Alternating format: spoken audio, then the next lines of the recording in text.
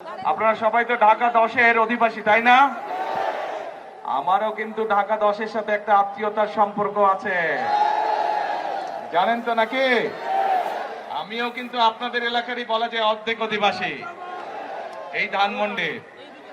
আচ্ছা, এখন ভাইরা, উপস্থিত মা বোনেরা, আজকে এই যে নির্বাচনী জনসভা, এই নির্বাচনী জনসভায় আমরা অনেক কথা বলতে পারি, আমাদের রাজনৈতিক প্রতিপক্ষ সম্পর্কে অনেক কথা আমরা বলতে পারি, বিভিন্ন জন সম্পর্কে। কিন্তু যদি আমরা এদের সম্পর্কে শুধু বলে যাই, তাতে কি জনগণ বা দেশের কোনো লাভ হবে? জনগণের দেশের লাভ হবে না। জনগণ বা দেশের কি লাভ হবে? যখন জনগণের ভাগ্য পরিবর্তনের জন্য কোনো পরিকল্পনা থাকবে, কর্মসূচি থাকবে একটি রাজনৈতিক দলের, এবং সে যখন সেই কর্মসূচি এবং পরিকল্পনা জনগণের সামনে তুলে ধরবে এবং জনগণ সেটি বিবেচনা করে তাকে যখন রাষ্ট্র পরিচালনার দায়িত্ব দিবে, তার ফলে যখন জনগণের ভাগ্যের পরিবর্তন হবে, ধীরে ধীরে শুরু হবে, তখনই জনগণের লাভ হবে, তাই তো নাকি? আর এটা ওইটা না, কাপড় ধোয়ার একটাই সলিউশন, চাকা অল ইন ওয়ান। এখন প্রিয় ভাই বোনেরা, এই মুহূর্তে বাংলাদেশে যেই রাজনৈতিক যতগুলো দল আছে, তার মধ্যে আপনারা চিন্তা করে দেখুন, বাংলাদেশের মধ্যে একমাত্র এই মুহূর্তে বিএনপি, বাংলাদেশ জাতীয়তাবাদী দল, তারাই কিন্তু বাংলাদেশের নারীদের কিভাবে স্বাবলম্বী করে গড়ে তুলতে চায়, কিভাবে তাদেরকে শিক্ষিত করে গড়ে তুলতে চায়, সেই কর্মসূচি এবং পরিকল্পনা আছে। এই মুহূর্তে বাংলাদেশে যতগুলো রাজনৈতিক দল আছে, তার মধ্যে বিএনপি একমাত্র রাজনৈতিক দল যাদের পরিকল্পনা আছে এই দেশের তরুণদেরকে, এই দেশের যুবকদেরকে, যারা বিশেষ করে বেকার আছে বা কর্মসংস্থানের অভাব আছে, তাদেরকে কিভাবে প্রশিক্ষণের মাধ্যমে দক্ষ মানুষে পরিণত করে তাদেরকে কর্মসংস্থানের ব্যবস্থা করে দিতে পারবে। প্রিয় ভাই বোনেরা, বাংলাদেশ একটি কৃষি প্রধান দেশ। আমাদের কোটি কোটি মানুষ কৃষি পেশার সাথে জড়িত, নারী পুরুষ সবাই। এখানেও আপনারা যারা আজকে উপস্থিত আছেন, আপনাদের অনেকের পরিবার পরিজন, আত্মীয় স্বজন গ্রামে বসবাস করে এবং তাদের মধ্যে অনেকেই কৃষি কাজের সাথে জড়িত, তাই নয় কে? আপনারা হয়তো প্রত্যক্ষ নালে পরোক্ষ অনেকের জায়গা জমি আছে, আপনারা পরোক্ষভাবে হলেও কৃষি কাজের সাথে জড়িত। প্রিয় ভাই বোনেরা, আমরা সিদ্ধান্ত গ্রহণ করেছি এই মুহূর্তে বিএনপির একমাত্র পরিকল্পনা আছে কিভাবে কৃষকদেরকে কৃষি কার্ড দেওয়ার মাধ্যমে কৃষকদের পাশে দাঁড়াবে। ঠিক যেভাবে আমরা বাংলাদেশের সকল মায়েদের বা গৃহিণীদের পাশে ফ্যামিলি কার্ড নিয়ে দাঁড়াবো, ফ্যামিলি কার্ডের মাধ্যমে যেভাবে আমরা প্রান্তিক খেটে খাওয়া যে মারা আছেন, গৃহিণীরা আছেন, তাদেরকে আমরা সারা বাংলাদেশ গ্রাম শহর সব জায়গায় তাদেরকে যেভাবে আমরা স্বাবলম্বী করে গড়ে তুলতে চাই, ঠিক একইভাবে কৃষক ভাইদেরকে কৃষি কার্ড দেওয়ার মাধ্যমে, তাদেরকে সহযোগিতা করার মাধ্যমে আমরা তাদেরকেও স্বাবলম্বী করে গড়ে তুলতে চাই। এই মুহূর্তে একটু আগে যেটি বললাম বক্তব্যে, যে বিএনপি একমাত্র দল যাদের কর্ম পরিকল্পনা এবং কর্মসূচি রয়েছে কিভাবে বাংলাদেশের তরুণদেরকে বিভিন্ন প্রশিক্ষণের মাধ্যমে দক্ষ মানুষে পরিণত করবে এবং দেশেই হোক বিদেশি হোক কর্মসংস্থানের ব্যবস্থা করবে। আমাদের পরিকল্পনা রয়েছে কিভাবে আমরা সারা বাংলাদেশের স্কুল শিক্ষকদেরকে আমরা কম্পিউটার প্রদানের মাধ্যমে আমরা ধীরে ধীরে তাদেরকে এমন একটি অবস্থানে নিয়ে আসবো যেখানে তারা প্রত্যেকটি শিক্ষক কম্পিউটার সিস্টেমের আওতায় এসে তাদের ছাত্রদেরকে সঠিকভাবে শিক্ষা প্রদান করতে পারবেন। প্রিয় ভাই বোনেরা, বিএনপি একমাত্র দল যারা পরিকল্পনা গ্রহণ করেছে বাংলাদেশে, সেটি শহরেই হোক গ্রামেই হোক, প্রান্তিক মানুষ যারা আছেন, খেটে খাওয়া মানুষ যারা আছেন, তাদের কাছে কিভাবে প্রান্তিক চিকিৎসা সেবা পৌঁছে দেওয়া যায় স্বাস্থ্যকর্মী নিয়োগ করার মাধ্যমে। আমরা পরিকল্পনা গ্রহণ করেছি 1 লক্ষ স্বাস্থ্যকর্মী নিয়োগ করব আমরা সারা বাংলাদেশে, যাদের মধ্যে শহরে গ্রামে সকল জায়গায় মানুষকে তারা চিকিৎসা সেবা পৌঁছে দিবে। এর মাধ্যমে 1 লক্ষ মানুষের যেরকম কর্মসংস্থান হবে, ঠিক একইভাবে এরা মানুষের দোরগোড়ায় স্বাস্থ্য সেবাও পৌঁছে দিবে। প্রিয় ভাই বোনেরা, বিএনপির পরিকল্পনা আছে এই দেশের ধর্মীয় ব্যক্তিত্ব যারা বিভিন্ন মসজিদ মাদ্রাসার ইমাম খতিব মুয়াজ্জিম সাহেব যারা বিভিন্ন ধর্মীয় গুরু যারা আছেন তারা মানবেতর জীবনযাপন করেন অধিকাংশ মানুষ, এবং এই মানুষগুলোর ব্যাপারেও আমরা চিন্তা ভাবনা করেছি যে তাদেরকে আমরা সরকারের পক্ষ থেকে একটি সম্মানের ব্যবস্থা করব যাতে করে তারা একটি সম্মানজনক জীবনযাপন করতে পারে। এখন প্রিয় ভাই বোনেরা, এই হচ্ছে সংক্ষেপে বিএনপির পরিকল্পনা। বিএনপি কিভাবে করতে চায়। আমাদের বহু 1.5 কোটির মতন প্রবাসী আছেন, বাংলাদেশি মানুষ যারা বিদেশে কাজ করছেন, কষ্ট করে বৈদেশিক মুদ্রা এই দেশের মানুষের জন্য পাঠাচ্ছেন। এই প্রবাসীদের জন্য আমরা সিদ্ধান্ত গ্রহণ করেছি তাদের যাতে সমস্যা হয়রানি কম হয় এয়ারপোর্টে আসলে পরে, এবং যখন তারা কাজ শেষ করে দেশে ফিরে আসবেন সেই সময় যাতে তারা একটি নিরাপদ জীবনে থাকতে পারেন, সেই জন্য তাদেরকে আমরা প্রবাসী কার্ড দেবার সিদ্ধান্ত গ্রহণ করেছি। প্রিয় ভাই বোনেরা, এইগুলো হচ্ছে বিএনপির পরিকল্পনা। এরকম আরো পরিকল্পনা আমাদের রয়েছে। এই পরিকল্পনার মূল লক্ষ্য এবং উদ্দেশ্য হচ্ছে এই দেশের মানুষের ভাগ্যের পরিবর্তন করা, এই দেশের ভাগ্যের পরিবর্তন করা। যেই কথাটি প্রথমেই বলেছি ভাই বোনেরা, এই মুহূর্তে বিএনপি একমাত্র রাজনৈতিক দল যাদের সামনে পরিকল্পনা আছে, যাদের সামনে দেশ এবং জনগণের জন্য কর্মসূচি আছে, এবং সবচাইতে বড় ব্যাপার বিএনপি একমাত্র রাজনৈতিক দল যাদের এই মুহূর্তে দেশ পরিচালনার অভিজ্ঞতা রয়েছে। শহীদ রাষ্ট্রপতি জিয়াউর রহমান যে সময় দেশ পরিচালনা করেছিলেন, উনি দুর্ভিক্ষ কবলিত একটি দেশে খাদ্য উৎপাদন বৃদ্ধি দ্বিগুণ করেছিলেন, এবং শুধু তাই নয়, সেই খাদ্য উৎপাদন দ্বিগুণ করে উনি বিদেশে পর্যন্ত খাদ্য রপ্তানি করেছিলেন। বাংলাদেশের মানুষের খাদ্য সরবরাহ করার পরও দেশনেত্রী খালেদা জিয়া যখন দেশ পরিচালনা করেছেন, উনি বাংলাদেশে এত শিল্প কলকারখানা তৈরি করতে সক্ষম হয়েছিলেন, বাংলাদেশের মানুষের কর্মসংস্থানের ব্যবস্থা করেছিলেন। বিদেশের সকল পত্রিকা তখন বলতে বাধ্য হয়েছিল বাংলাদেশ হচ্ছে একটি এমার্জিং টাইগার। কাজে প্রিয় ভাই বোনেরা, এই সকল, এবং শুধু তাই নয়, দেশনেত্রী খালেদা জিয়ার সময় আমরা দেখেছি কিভাবে তিনি নারীদের শিক্ষা ব্যবস্থা ফ্রি করেছিলেন। ক্লাস 10 থেকে মেয়েদের জন্য ক্লাস 12 পর্যন্ত শিক্ষা ব্যবস্থা ফ্রি করেছিলেন। প্রিয় ভাই বোনেরা, এই কাজগুলো থেকে প্রমাণিত হয় যে বিএনপি একমাত্র দল যারা দেশকে অভিজ্ঞতার আলোকে সঠিকভাবে পরিচালনা করতে সক্ষম। এখন প্রিয় ভাই বোনেরা, 12 তারিখে নির্বাচন। এই নির্বাচনের জন্য বিগত 16 বছর ধরে বাংলাদেশের মানুষ অপেক্ষা করেছে। যেই নির্বাচনে বা যেই রাজনৈতিক অধিকার বা যেই ভোটের অধিকার বাংলাদেশের মানুষের কাছ থেকে কেড়ে নেওয়া হয়েছিল। প্রিয় ভাই বোনেরা, বিগত 16 বছর নির্বাচনের নামে আমরা তামাশা দেখেছি। আপনারা কেউ সেই নির্বাচনের নামে যে তামাশা হয়েছে সেই নির্বাচনগুলোকে, তথাকথিত নির্বাচন, আপনারা কেউ ভোট দিতে পেরেছিলেন?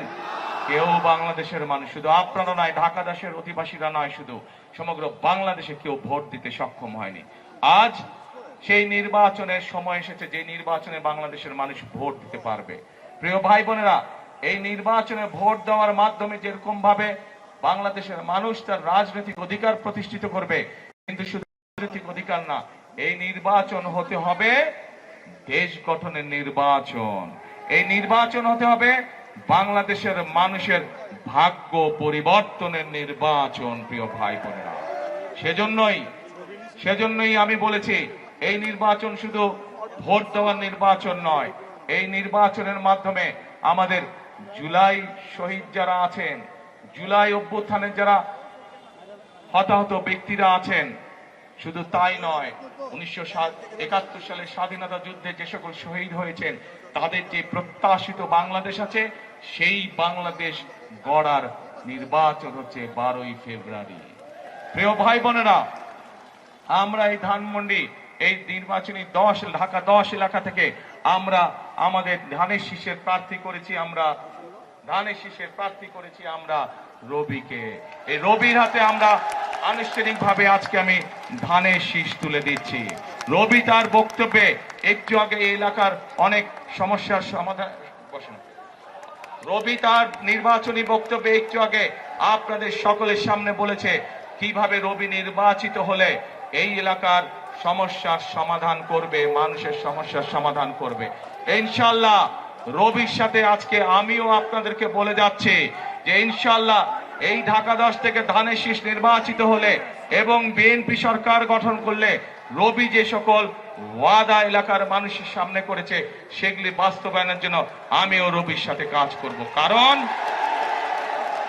বক্তব্যের শুরুতেই বলেছে আপনাদের সাথে ঢাকা 10-এর সাথে কিন্তু আমার আত্মীয়তার সম্পর্ক আছে, কাজেই আমারও দায়িত্ব এই এলাকার মানুষের যে সমস্যার সমাধানগুলো আছে, জলবদ্ধতা হোক, এই ধানমন্ডি লেকের সমস্যা হোক, বিভিন্ন আইন শৃঙ্খলা সমস্যা, প্রত্যেকটি সমস্যা ইনশাআল্লাহ আমিও রবির সাথে দেখভাল করবো এই এলাকা। প্রিয় ভাই বোনেরা, আসুন আমরা 12 তারিখে এমন ব্যক্তিকে নির্বাচিত করি, এমন দলকে নির্বাচিত করি যাদের দেশ পরিচালনার অভিজ্ঞতা আছে, এমন দলকে আমরা নির্বাচিত করি যাদের সামনে দেশ এবং দেশের মানুষেরকে নিয়ে কর্মসূচি আছে, পরিকল্পনা আছে, এবং বিএনপি ছাড়া এই মুহূর্তে আর কোন দলের কাছে সেই কর্ম পরিকল্পনা বা অভিজ্ঞতা নাই। আগেই বলেছি এই নির্বাচন হচ্ছে আমাদের শুধু গণতন্ত্র প্রতিষ্ঠান না, গণতন্ত্র প্রতিষ্ঠার পাশাপাশি দেশ গঠনের নির্বাচন। বিগত 16 বছর আমরা দেখেছি বহু মেগা প্রজেক্ট হয়েছে এবং মেগা প্রজেক্ট মানেই মেগা দুর্নীতি হয়েছে, কিন্তু মানুষের ভাগ্যের পরিবর্তন হয়নি। আমাদের গ্রামগঞ্জে শহর সব জায়গায় হাসপাতালগুলোতে গেলে ওষুধ পাওয়া যায় না, ডাক্তার ঠিক মতন পাওয়া যায় না, স্কুল কলেজগুলো ভেঙে চুরে পড়ে যাচ্ছে, রাস্তাঘাট ভেঙে চুরে নষ্ট হয়ে গিয়েছে, বহু এরকম আরো অনেক সমস্যা আছে। আসুন আমাদেরকে এখন এই পরিবর্তন করতে হবে। পৃথিবীর বহু দেশ ছিল যেই দেশগুলোর অবস্থা বাংলাদেশ থেকে খারাপ ছিল, কিন্তু তারা পরিশ্রম করেছে, পরিশ্রম করার মাধ্যমে তারা তাদের দেশের অবস্থা, মানুষের ভাগ্যের অবস্থার পরিবর্তন করেছে। তারা যদি পারে আমরা কেন পারবো না? ইনশাআল্লাহ বাংলাদেশও পারবে, বাংলাদেশের মানুষও পারবে দেশকে পুনর্গঠন করতে, আমাদের দেশের মানুষের ভাগ্য পরিবর্তন করতে। সেজন্য প্রিয় ভাই বোনেরা, বারবার আমি এক কথা বলছি, এই নির্বাচন সম্পর্কে আমাদেরকে সজাগ থাকতে হবে। নির্বাচন নিয়ে কিন্তু একটি মহল ষড়যন্ত্র শুরু করেছে। পত্রিকার পাতায় আমরা খবরে সেই খবর দেখেছি। বিভিন্নভাবে তাদের লোকজন বিভিন্ন মানুষকে গিয়ে বিভ্রান্ত করার চেষ্টা করছে, বিশেষ করে মা বোনদেরকে গিয়ে বিভিন্ন প্রতিশ্রুতি দিচ্ছে, যেই প্রতিশ্রুতিগুলা বায়বীয় প্রতিশ্রুতি। আমরা বিএনপি জনগণের সামনে সেই প্রতিশ্রুতি করতে চাই যে প্রতিশ্রুতি মানুষের পক্ষে বাস্তবায়ন করা সম্ভব। আমরা এমন কোন প্রতিশ্রুতি করতে চাই না যা মানুষের সাধ্যের বাইরে, যা মানুষের আওতার ভিতরে না। প্রিয় ভাই বোনেরা, আমরা দেখেছি একটি মহল, তাদের নেতাকর্মীরা ধরা পড়েছে নকল ব্যালটের সিল বানাতে গিয়ে। কাজেই আজকে ঢাকা 10 সহ সকল গণতান্ত্রিক মানুষ এবং যারা চায়, সেই সকল গণতান্ত্রিক মানুষ যারা চাই এই দেশের মানুষের, এই দেশের ভাগ্যের পরিবর্তন করতে, আপনাদেরকে আজকে সতর্ক থাকতে হবে, সজাগ থাকতে হবে। এইসব নকল সিল বানানো যারা বানায় তাদের বিরুদ্ধে, যারা গিয়ে মা বোনদেরকে বিভ্রান্ত করে তাদের বিকাশ নাম্বার চায়, তাদের এনআই ডাউন নাম্বার চায়, এই সকল ষড়যন্ত্র, গুপ্ত ষড়যন্ত্রকারীদের বিরুদ্ধে আপনাদেরকে আজকে সজাগ থাকতে হবে। তা না হলে শত শহীদের রক্তের বিনিময়, আত্মত্যাগের বিনিময়ে আমরা যে ভোটের অধিকারকে আজকে প্রতিষ্ঠিত করতে পেরেছি, সেই অধিকার আবার হারিয়ে যাবে, সেই অধিকারে আবার ষড়যন্ত্রের বেড়াজালে আটকে যাবে। কাজে আমরা যদি সতর্ক থাকি তাহলে বাংলাদেশকে কেউ আটকে রাখতে পারবে না। আমরা যদি সতর্ক থাকি বাংলাদেশের সেই গতি কেউ রোধ করতে পারবে না, বাংলাদেশের মানুষের ভাগ্যের পরিবর্তনের গতি কেউ রোধ করতে পারবে না।